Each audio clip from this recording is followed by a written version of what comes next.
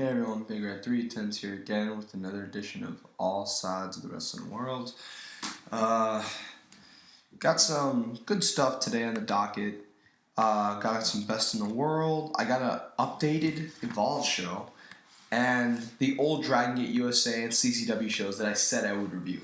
A lot of people have been asking, why am I going out of my way to see the last 6 Dragon Gate shows and like the last 8 CCW shows from 2011 when we're already more than halfway through 2012? It is quite simple. I'm a pro wrestling fan.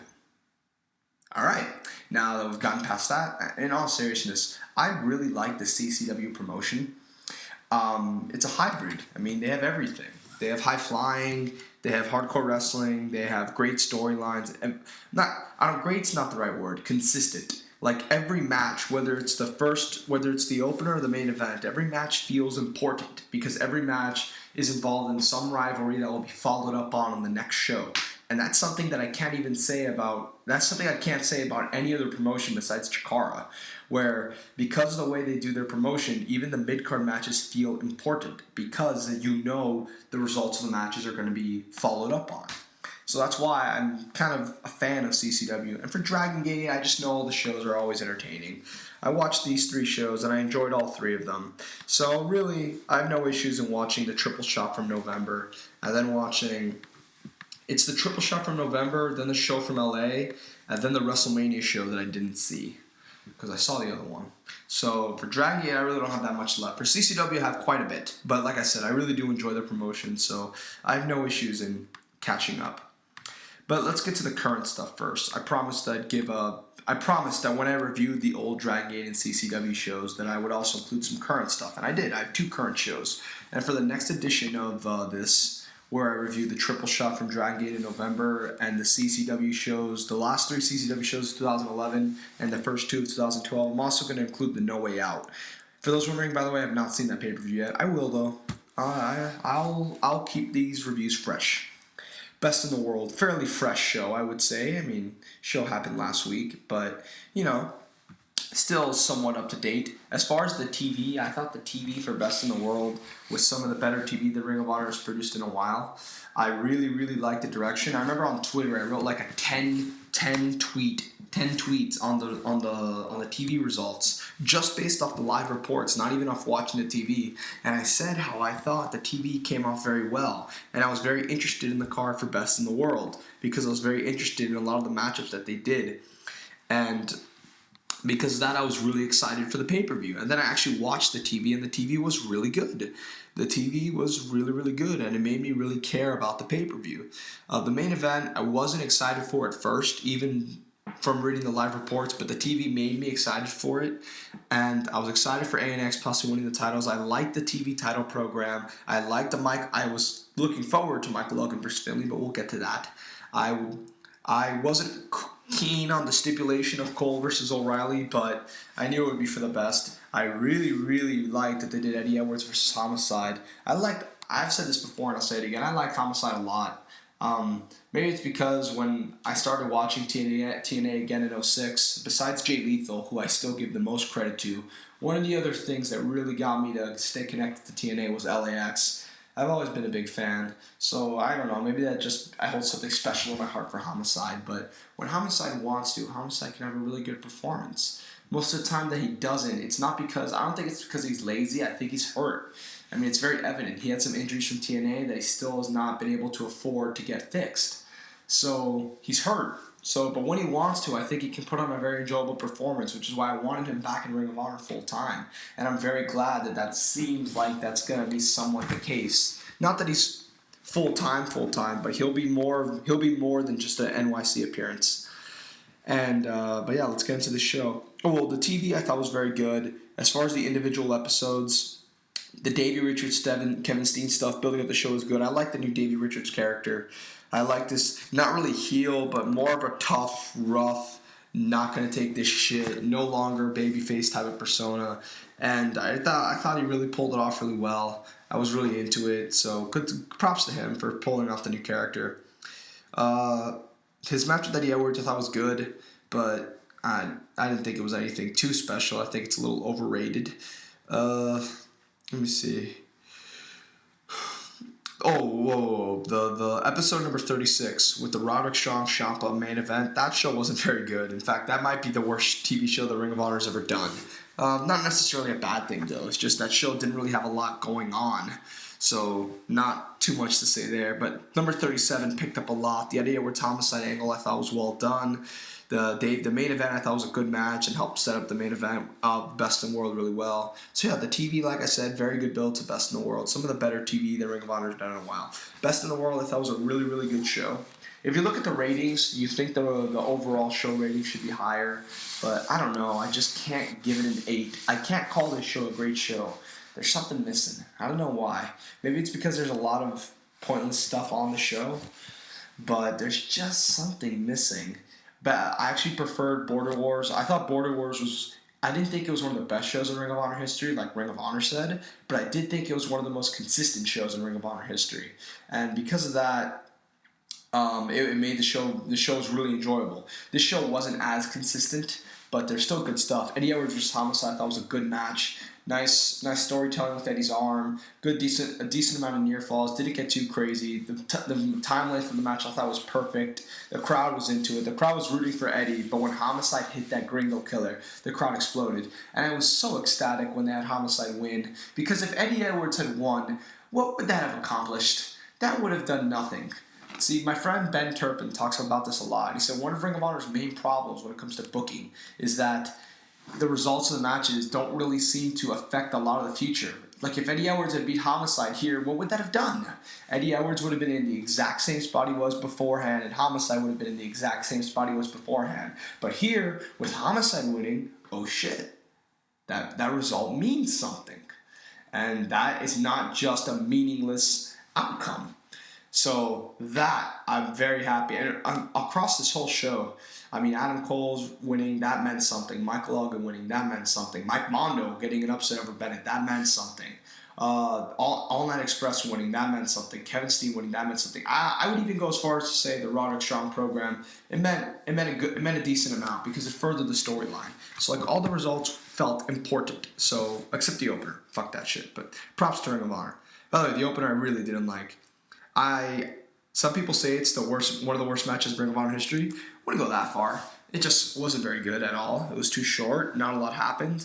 The finish, I get that the top rope was broken, but the finish was still very clunky, and I didn't like it. Adam Cole, Kyle O'Reilly, hybrid rules match. Okay, people know I'm a huge Adam Cole mark. Always have been. And people know that, I discovered Kyle O'Reilly after all. Inside joke between me and a few people. But I've been a big fan of both of these two for a long time, and I was so pissed in WrestleMania weekend when they couldn't have their match. I was furious live. So I was so happy to see them finally have a great match here, even with a shitty stipulation. But I thought the stipulation made it work. I thought their finish was excellent with the whole figure four, like Dave Meltzer said, pro wrestling beats MMA. The figure four beats the Kimura, or not the Kimura, whatever Kyle O'Reilly was trying to do. The injury made sense. Adam Cole with his fucked up lip. It added a lot of drama to the match, a lot of tension, and the crowd really got into Cole, and you really invested more into Cole. I just thought it was a great performance from both men. Great match. Thoroughly enjoyed it. Michael Elgin versus Finlay I didn't find it disappointing because I think Dave Meltzer said it best. When Finlay is in the main event or semi-main event spot, he works the match like a main event match. And that's why you get the Finlay versus Sami Callihan matches, which everyone raved about. But when Finlay is not... When Finlay's in the mid-card, Finlay works it like a mid-card match, and he doesn't try to do a lot. And that's when you get the Finlay versus Roderick Strong performance, which I thought was okay, better than this. You get this performance, which wasn't very good. You get I haven't seen the show yet, but Finlay versus John Davis, which I heard was 25 minutes long and incredibly dull. I think Finlay is a tremendous worker. I really do. But that mentality, hey, it is what it is. When he's in the mid-card, he's going to work it like a mid-card match. And this match, I didn't think it was bad. It just nothing happened. Nothing happened. Finlay worked over his leg for 17 minutes. Michael Elgin made a half-hearted comeback, hit like 2 moves, and won with the powerbomb. It wasn't a bad match, just nothing happened. So it wasn't bad. I would say it was okay. A solid 2-star match. I actually thought Mike Mondo versus Mike Bennett was better. Sounds, because that match seemed to accomplish something. I mean, Michael Elgin beating Finlay accomplished something, but at the same time, Michael Elgin didn't look so good coming out of the match. The next match, it was just impromptu. They both wrestled in street clothes. Mike Bennett just kind of Mike Mondo was just kind of going crazy for 2 minutes. Mike Bennett worked over him for 2 more minutes. Then Mike Mondo got a pop pin. It was fun. It was nice. I understood it. I was cool with it. Roderick, Lethal, Ciampa. This kind of felt like a bunch of moves. I just felt like I was just watching moves, and more moves. And I get it. Before some asshole criticizes me, oh, but aren't some of these other matches also moves? But this one, other matches have some underlying control segments. This didn't really. It was just each guy go in and take turns. And I was cool with it. There's nothing wrong with that. I said it before and I'll say it again. If the match entertains me, then I don't care what method they use. If I'm into the near falls and into the match, then who gives a fuck? And maybe because, as all of you know, I'm a huge Jay Lethal fan. Although I wasn't rooting for him. I actually was rooting for Roddy. And good match. I enjoyed it. But the finish I didn't like, with Prince Nana rolling in the ring and tripping Ciampa and Roddy getting the pin. I thought that was stupid. This just makes no sense. It's not realistic. If you're being chased around the ring, you run in the ring and you can't see that you didn't notice that you rolled through Tomasso, that you're gonna roll through Tomasso Ciampa while he has his finisher. I just think that's a stretch. But I like the match enough that I'm not gonna harp on it too much. The match I thought was fun. It was a good little 3-way, good action, 3 stars. Wrestling's Greatest Tag Team, All Express. I think I like this match more than anybody else in the world. I really liked this match. 3rd best match in the show in my opinion. It was really long, but it wasn't a problem for me. I was into it the whole time. A lot of people weren't, because Wrestling's Greatest Tag Team had control for most of the match, and that kind of bothered a lot of people. Didn't for me. I was into it. I was into All Night Express and their comebacks. I was really into this match, like on pace to giving it 3.5. When Shelton hit Rhett with the title shot, and then the match kind of slowed down the last 2 minutes. I didn't really like that. That kind of made me lower it to 3.25. But I thought most of the match, I was really entertained by it. I was into ANX making comebacks. I was into the outside brawling. I was really into the title change. Was the booking great? No. Ring of Honor. Notice I almost said TNA there. Freudian slip. Ring of Honor focuses too much on protecting Hassan Benjamin, similar to how TNA focuses too much on protecting Sting. You can beat them, but they get the last word. And just like in the Briscoes feud, the Briscoes beat them twice, and then somehow Hassan Benjamin left that feud with the titles. And then in this match, even though ANX got the pop pin, like I said, All Night Express, Wrestling's Greatest Tag Team gets the last word. But still, a very good match. Steen, Davey, Richards, I thought was excellent. Excellent. Better than their Border Wars match. This match was tremendous. I just thought the use of weapons really worked. It added a lot to the match, because you could tell this was like the blow-off in one of the biggest shows of the year, and it felt like that way. The crowd was really into it, and it really added a lot to the match. There was a lot of drama through all the table spots, all the ladder spots. Everything was just so well executed, and from the start, it just felt like a great brawl. As soon as the match started, and it was just like that the whole match, and it kept me really entertained. And they did, some of the spots were brutal. I really started to feel for these two guys. I've always felt that brutality can add a lot to a match, just because of how much more you sympathize with the people going through the brutality. And I felt like that for both of these guys. And like I said, just tremendous pro wrestling. My one gripe with the match, the cameraman was terrible. He missed a few spots. I remember he blatantly missed Davey Richards giving Jimmy Jacobs an exploder suplex into the ladder, which was seemingly a pretty important thing, and the cameraman completely glossed over it. That pissed me off, but the match was still great. I'm not going to harp on it too much. So overall, yeah, I don't know what's missing. Something's missing for me to put my finger on the show and call it great. I can't. But I'll give it a 7.75. I thought it was a very good show. Better than the 10th anniversary show, in my opinion. Not as good as Border Wars. Not as good as either Mania show, in my opinion. Although that's unfair. I haven't seen those shows on tape yet. That's just from a live experience. But is it worth $14.99 in my opinion? Yeah. Check it out. I thought Ring of Honor did a good job. Oh, and the TV tapings for the next pay-per-view look even better. Just saying. Not going to spoil too much. Evolve 14, Generico versus Del Sol. Okay, I was supposed to go when I found out that Evolve was doing a triple shot in Florida. For those who do not know, for those that do know, I live in Miami, and Ybor City, which is where this show is like 4.5 hours away from me. And then the second show, which was in St. Petersburg, is 4 hours away from me. And the third show was in Jacksonville, which is like 5.5 hours away from me. So I wasn't going to the Jacksonville show. Plus, I'm in California right now, for those who don't know. I'm on vacation with my family. So I knew I couldn't go to Jacksonville. My original plan was to just go to Ybor City and that be it. And then I had a family thing came up, and so I couldn't go to Ybor City, and I was like, fine, I'll just go to St. Petersburg. And then the day of the Ybor City show, the family thing fell through. And it fell through at the very last minute. So I ended up actually watching this show live on iPay-per-view when I could have been there. That made me furious. And then the St. Petersburg show, for those who don't follow me on Twitter, I was on my way to the show. It was a 4-hour drive for me. I had driven for 2 hours. I was exactly halfway there. And I got a call from my mother that I had a family emergency. Obviously, I won't get into detail about that now, but it was pretty serious, so I had to turn around and come home. That sucked big time. I felt awful.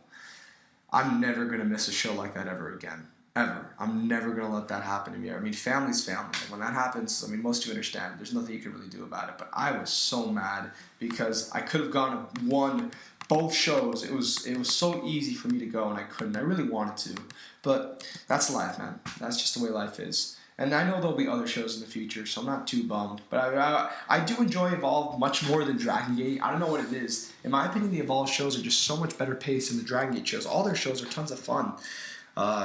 Maybe it's because they don't use any of the Japanese guys. Not to criticize the Japanese guys, but a lot of those Japanese guys, they kind of seem the same to me. So I kind of feel like I'm watching the same match over and over again on a Dragon Gate show, whereas on an Evolve show, I can actually recognize different personalities in each match. Maybe it's the records, I'm really into that, but I think Evolve is so superior to Dragon Gate. So even though I've been to a Dragon Gate show, and that show was great during WrestleMania weekend, I always did want to go to an Evolve show because they just seem like, and I know people say, oh, it's the same booker. I don't care. The shows just seem so much more fun. But what are you going to do? Jake Manning versus John Silver. This was a fun match, but it was just way too short. It was only like 7 minutes. Like, Manning worked over him for 5 minutes. John Silver and him made a decent comeback. They exchanged 2 near falls. John Silver won. That's it. Fun, though. And I like John Silver a lot, so I was happy to see him get the win. Chuck Taylor versus Colt Cabana. This match was long. I think it got more time than any other match on the card, which kind of bothered me a little bit. It got like 17 minutes. Never really got out of second gear. Cabana... I was kind of when it was announced that he would be working Evolve, I was a little skeptical because I was like, Cabana and Evolve, okay. I'm cool with him working Chikara because he fits there. Evolve, I wasn't really sure how he'd work. And if this is the first, I mean, I didn't see his second. I haven't seen Evolve 15 yet, but so I can't really judge. But this, I mean, it was a good match, but too long, way too long. And I think Trademark was telling me on Facebook, I think he phrased it really well. When you see Chuck Taylor versus Colt Cabana, you want to see a good comedy match. Like, this match in Chikara probably would have been hilarious. It probably has already happened in Chikara at some point. But in Evolve, it's just not really what the crowd wanted to see from them. I mean, I thought it was good, but I can understand people not liking it. Because the last few minutes did pick up, but it still never really got past that second gear. The Steen versus Mike Cruz and Cheech. Mike Cruz is awesome. I'm just going to say that right now. Again, same problem as the opener. A fun match, but too short. Although this was better than the opener. Mainly due to Mike Cruz. His offensive comebacks towards the end just really, really got me into the match. But still, like, it was a fun match, but I just wish it got more time. Tommy Taylor versus John Davis. This is the only match that kind of left a bad taste in my mouth. I wasn't too... Worst match on the show, in my opinion. I didn't like it that much. Tommy Taylor, I'm not going to judge, because I don't know him very well, but I wasn't impressed here. I did not like his performance. And I know a lot of Dragon Gate, CZW, Chikara guys. I know a lot of those guys watch our YouTube videos. Me and Trademark and others, we always talk about how they message us on Twitter and all this about our reviews. Tommy Taylor, if you're watching this, I'm sorry. I'm sorry. I don't mean to be mean. I don't mean to be a dick like the Batiri. Nah, I love the Batiri. But Tommy Taylor, I just wasn't impressed with your performance in this match. I'm going to see your Evolve 15 match, and we'll see if it's any different. I'm not trying to be an asshole. I'm just telling you it is what it is. I wasn't satisfied with this match. I'm sorry. John Davis, I really like the booking of John Davis, though. They seem to book it exactly how I thought they would, where John Davis and Bobby Fish would win both nights, and then because they're facing each other the third night, that would be the final decider of the Style Battle tournament. So I haven't looked at the results of the show yet. I don't know who won, but this was a match could have been better. AR Fox versus Bobby Fish. This was a really, really good match. Both these guys are really good. And I was very, very pleased when I was watching this match. Just a lot of great near falls. AR Fox is so good. I mean, really. And Bobby Fish is really underrated. I don't know why other promotions don't use him. Even Gabe is a little skeptical of using him in Dragon Gate. I don't know what that's about, but it seems like Bobby Fish, like a lot of these guys, John Davis, A.R. Fox, Chuck Taylor, Johnny Gargano, let me see, Tony Nese, Generico, Del Sol. These guys, almost all the regulars, besides the Florida talent, almost all these guys work Dragon Gate as well. For whatever reason, Bobby Fish, I mean, I can kind of understand with John Silver and Man Scout and, like, you know, who else is on this card? Lindsay. Actually, I think Lindsay does work Dragon Gate. I can understand with guys like that because they're kind of lower on the card that they don't really work Dragon Gate. But Bobby Fish, I mean, he's kind of one of the more important players at Evolve. I don't know. Maybe someone can clarify that. But I thought this match was really good. The exchange of near falls were really well. And what I really liked about this match was it fit the style battle format. A.R. Fox is the high flyer. Bobby Fish is the strong style. Or hard-hitting, powerlifting. I forget. Him and John Davis, I think their styles are too similar. I don't know why Evolve labeled them as two different things. But anyways, so A.R. Fox controlled the match through his high flying, and Bobby Fish was making his comebacks through his power moves. I mean, it reflected the style battle tournament, and I was really, really happy with the match. Very good stuff. Del Rey and Santana Garrett was everything that I expected. 6-minute women's match that's better than your average WWE TNA women's match, but still nothing too special. And that's not me criticizing women's wrestling. That's just what the match was.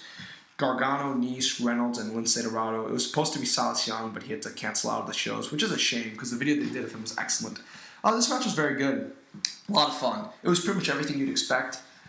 Moves, and more moves, but fun, and more fun. Jesus, the match was really entertaining.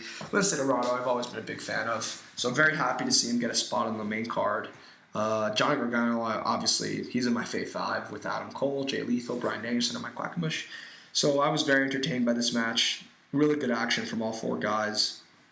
And really nothing to complain about. It was everything that I thought it would be. It was super entertaining. El Generico versus Samurai Del Sol. I thought the show for night 2 looked... No, not that. Let me say that. I thought this show looked better on paper, but I thought the night 2 show, the St. Petersburg show, would end up being the better show, which apparently is what happened. But the match I was looking forward to most of the whole weekend was Generico versus Del Sol. That's why when I couldn't go to the show, I was kind of bummed. And then when they announced the rematch for the next night, I was super excited because I was like, A, I think that match is going to be better, and B, I'm going to see it live, and we all know how that turned out. But this match I thought was very, very good. It wasn't as good as I thought it would be. I thought it would be great. But they didn't get a lot. I think they only got 14 minutes, which is, I could be wrong. I know for sure they got less time than Taylor and Cabana, which kind of bothered me. But Del Sol's really, really good. Generico's really, really good. It was everything you'd expect. Both guys are tremendous high flyers. They use their high flying offense as kind of a weird exchange between the two. It's very weird to see someone control the other through high flying moves. But that's what was going on in this match when Del Sol got in control of Generico. Generico made a great comeback. They did some crazy stuff, nothing too insane, but it was a really fun match, tremendous athleticism. I thought it was really, really good. I didn't think it was great. I know a lot of people did think it was great. A lot of people, from what I heard from the live reports, my friend Ben, who was at both shows, he told me this match was better. And I know some people who thought this match was, what's the guy's name? TJ Hawk, who writes for 4-in-1 Mania. He said this match was fantastic. I didn't think that. I thought it was really good, not great, but still very fun. Overall, I give the show a 7.25. It's a fun show. I mean, there's 2 really good matches and a bunch of good stuff up and down the card. The 4-way's really good.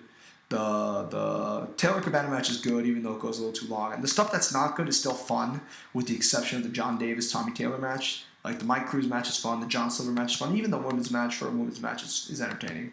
So 7.25. Would I recommend it? I don't know.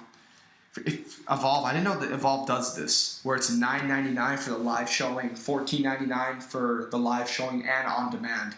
If you saw it live and you paid $9.99 for it, I say you got your money's worth. But for $14.99, there are better shows. Get the second show instead. I heard the second show is better. Now the Dragon Gate CCW shows. I'm gonna cover these really quick because they're here. I kind of watch them for my own purposes, of enjoying the shows, not for reviewing the shows. The first show I thought wasn't very good. It was okay. Could have been better. Expected more out of it. Uha Nation made his debut this weekend. He looked impressive as hell. Night of the Chasing the Dragon show. The 6-1 elimination match was fun, but I remember I thought it could have been a little better. Doink Callahan I really liked. Yamato and Yoshino, Gargano, and Taylor really disappointed me. I just wasn't into the match. I wasn't into the exchange of near falls as much as I thought I would be. I still thought it was a good match. Still thought it was entertaining. But, I don't know, towards the end, they kind of lost me. Like, in the last few minutes, I just kind of lost interest. But it was still a really good match. Pretty good. Not really good, but I don't know. They kind of lost me towards the end. And the Captain's Fall match, I had seen this match I saw this match months ago for the top 100 match of the year. It was very fun, very entertaining, but it wasn't great. So, what are you going to do? Is it worth the money? Not really. Untouchable, another good show.